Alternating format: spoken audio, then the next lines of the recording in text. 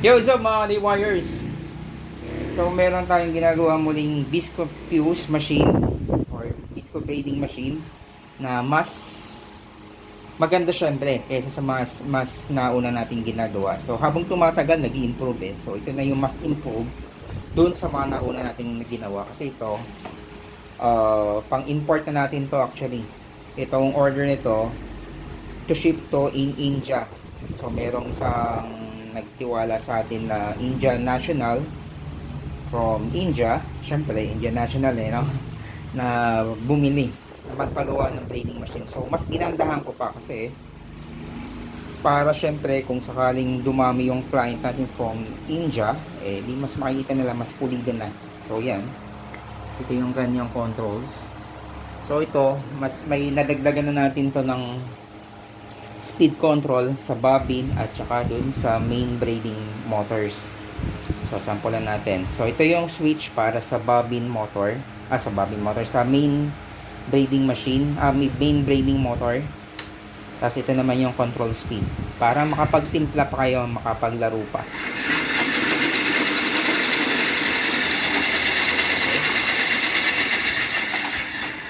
Tapos ito naman yung switch para sa bobbin motors. Ayan. Tapos control speed nya. Ayan. At syempre may reverse yan. Okay. Tapos yung kanyang braiding plate, improve din yan. Kasi ano, 16 by 16 yan. Para mas quality yung pagka-braid ng ating visco. Tapos yung motor, pinalatin na rin syempre natin na 12 volts na rin. Dati kasi mga ginagawa natin 220. So para isang supply na sila ng ating power supply. Ayan, PSP type. Tapos syempre ginawa natin medyo semi-enclosure. Unang plano ko, isasara ko sana kaso hassle kapag may troubleshoot. Tsaka paglilinisin. Kasi mga naging unang issue natin sa kuan, mahirap, kailangan talaga after gamitin kailangan bubugahan ng hangin para hindi nagkaka-accumulate na alikabok sa loob ng power supply. Kasi itong una lagi nasisira kapag nasa pasukan ng mga pulbura, nag-oxidize yung mga parts, lalo na yung mga mga resistors ang bilis kalawangin. Kaya kailangan after gamitin o bago itabi, kailangan linisin muna. So ito yung naisip kong paraan. Sinemi-close natin siya, tsaka tinaasa natin para hindi na siya gaano maka-accumulate ng mga dust from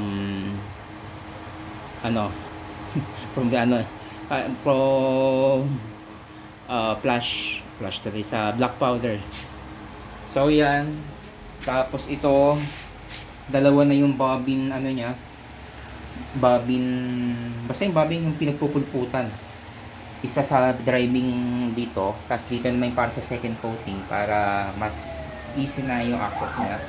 Tapos ito, ilagyan na natin ng 4 na tutulak dun sa black powder. Tapos ang kulang na lang nito yung funnel tsaka yung bobbins. So madali na yun. Yun na yun. Tapos isi-ship na natin doon sa India. I-crate natin to kasi alam ko kapag magpapadala ka ng mga machines via plane cargo or sea cargo man yan, kailangan kine-crate sa kahoy para safe during travel. So yun ang mga ka-Wire. At sa mga bagong viewers, please subscribe and pakiclick na rin bell button para maging updated kayo sa aking mga binablog. At sa mga viewers natin from India, if you want to